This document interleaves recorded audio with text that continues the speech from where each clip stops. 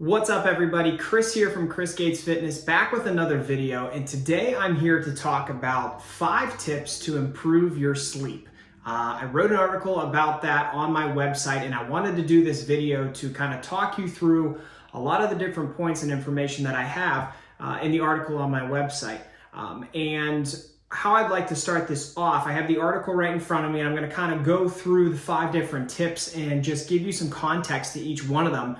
But I want to start by saying where this came from. So I've actually had sleep issues in the past, and these are some tips that have worked for me, and there's some other tips that kind of research can dictate and show us that these are things that may help us improve our sleep as well. And I got a question from a client a couple weeks ago that really made me think, okay, well, if this is a question that one of my clients has, it may be a question that you have as well. So I thought I could put this together to hopefully help any of you that may have issues with sleep from time to time. I did do a poll on my Twitter account and found that an overwhelming amount of people that follow me on Twitter that voted in the poll voted that they have experienced some type of sleep issue in the past. Over 90% of people that responded to the poll said that they have had a sleep issue at some point in the past. So obviously this is something that affects a lot of people, and I hope that this helps. So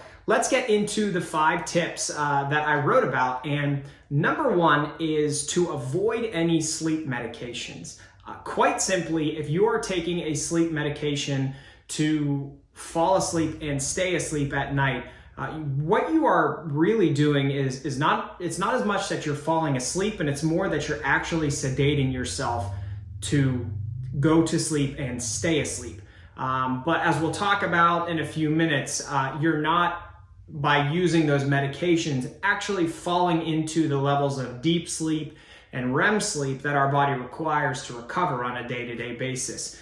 So that is a big negative for using sleep medications. Also, these sleep medications can really develop a reliance on using them to fall asleep on a day-to-day basis. So if you're using these regularly, it's only going to cause a higher amount of reliance on your part to continue taking it, to continue falling asleep. And like I said, when you're falling asleep, you're not actually getting the quality sleep that you need. So it kind of turns into this vicious cycle where you're really only causing more harm than good by using a sleep medication to fall asleep. So number 1, I wanted to get that out there to just say, hey, if this is something you're doing, stop. And now let's talk through these final 4 tips, 2, 3, 4, and 5, to see if there's some things that we can kind of put together to help push you in the right direction to get to sleep, stay asleep, and get the quality of sleep that you need. And tip number 2 is to create a bedtime routine. Your body likes to be in a routine. It wants to be in a routine. And unfortunately for a lot of us, finding a routine on a daily basis is pretty tough to do. We have things like our work demands, our family demands. If you're in school, you have school demands. There's so many things pulling at us on a daily basis, when your body really wants to kind of eat at regular times, eat regularly quality foods. Your body wants to use the bathroom at regular times. I know that's a weird thing to talk about, but it's true. It would prefer to exercise at regular times. It wants to be consistently hydrated. There's a lot of consistency and regularity that your body wants and probably needs that it could benefit from, and sleep is no different. So what I would say is to try and put together a routine for yourself that can be consistent on a daily basis. And more or less the starting points with this are finding a bedtime that works, finding a wake-up time that works, trying to get those to take you to 7 hours of sleep at the minimum. 7, 8, 9 would be great. On that higher end, if you can do it, definitely do it. But pick a bedtime, get to bed at that time every night, even on the weekends. And I know that's tough for people to do, but if you're really committed to getting better sleep, you will commit to the bedtime you set for yourself, and then try and wake up at regular time, the same time every day. So if you can get your body in that routine, this is another thing we'll talk about as we go through the rest of these tips. Your body's going to kind of get acclimated to what that routine is. It's going to adjust to what that routine is. And you're only going to find that over time, it's not going to be a, instant upgrade, but over time you're going to find that your body will fall into a rhythm of going to bed at that time that you identified. Your body doesn't know what anything really is outside of your day. Your body and how it operates doesn't know what a week is or a month is or a year is, but your body does know what a day is because you go to bed and you wake up. So there are those two very different aspects of living where you're awake, you're cognitive, you're doing things, and then you're asleep. And it wants to alternate between those two things on a regular time. And if you can do that, I think you'll find that committing to that for a long period of time will help you get to sleep, stay asleep, and have a higher sleep quality. Now, number 3 kind of goes back to what I was just saying about, the different things that pull at us in our lives. And this would be to create a to-do list. And this can fall into your bedtime routine. Obviously, you're not going to be doing it in bed.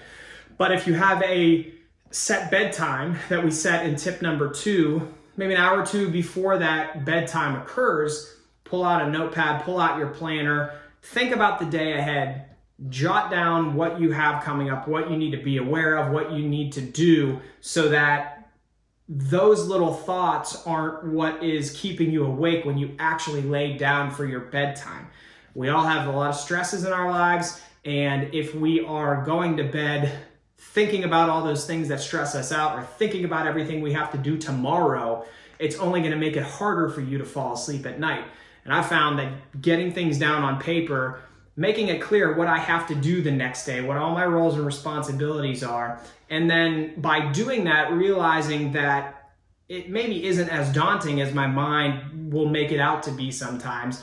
You can go to bed thinking about the 5 things you have to do tomorrow, and your mind will start to kind of go crazy, and you'll think, oh, how am I going to get this done? How am I going to do this? If I have to do all 3 things, when am I going to do them? How's it going to fit into my schedule? But if you sit down before you go to bed, hours before you go to bed, write all this down, write even what is required of each item. You get that on paper, you get it out of your head, you realize that you can conquer tomorrow, it's going to be fine, and then you can go to bed with a little bit more of a clear mind at night. Creating to-do lists is tip number 3. Tip number 4 is all about eliminating distractions, and sure, those things that we have to do tomorrow could be considered distractions as well. So you see how these all kind of build on top of each other.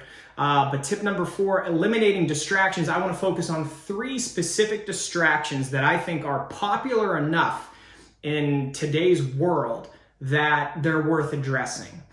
The first is technology use. The second is alcohol use. And the third is sugar consumption. So let's start with technology use, and I'm going to look at some of what I have in this article, so I'm getting you, the information verbatim. But technology, which is, you know it, right? I'm recording this on a phone, so we're talking about phones, tablets, laptops, anything like that that emits what's called blue light. Blue light is essentially the light that powers the screen behind whatever device that you're using. That blue light has been shown in research that it actually can negatively impact the natural production of melatonin in our bodies. Melatonin is what actually makes us naturally start to feel drowsy when we go to bed and we fall asleep. So it kind of prepares us for that time of the day when we're getting to bed.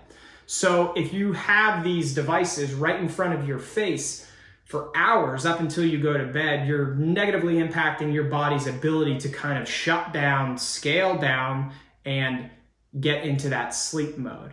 On top of all that, what do we use technology for? Well, we often use it to look and see what other people are doing or read articles. We're on social media. Social media is absolutely awful for you to be exposing yourself to before you go to bed. Case in point, social media is really kind of based on this whole negative feedback response. You scroll through, you see somebody with a bad opinion or a story about a horrible, tragic event, and you get that negative feedback response. It gets you fired up, it gets you stressed. All of these things actually cause us to release stress hormones within our body that, combined with the melatonin production that we talked about, there's just this whole circle of unproductive things that are happening in regards to us getting to bed, going to sleep, and having high sleep quality. So if I could recommend anything to you, it would be to get rid of these devices 1 to 2 hours before bed. So as we build all of these tips together, how about this? When you make your to-do list of the things that you have to do the next day, that is the same time, 1 to 2 hours before bed, where you put your technology down for the rest of the night. So if you make that list, put your phone with it, put it next to your bag that you're taking to work tomorrow, leave it there, and pick up a book, do something, read, get your body just lowering the stress levels away from all of the noise. I think it's really going to help you.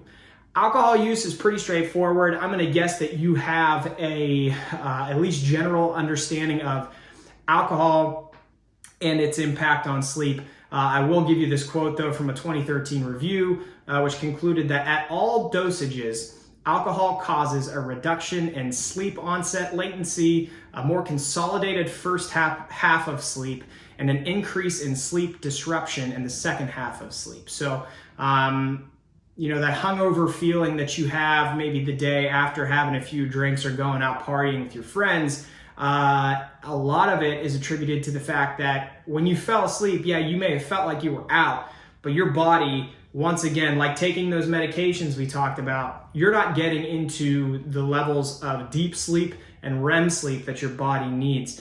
Deep sleep is going to help you recover from a lot of the training that we do, right? So the cardio, the workout that you had that day, the lifting that you did.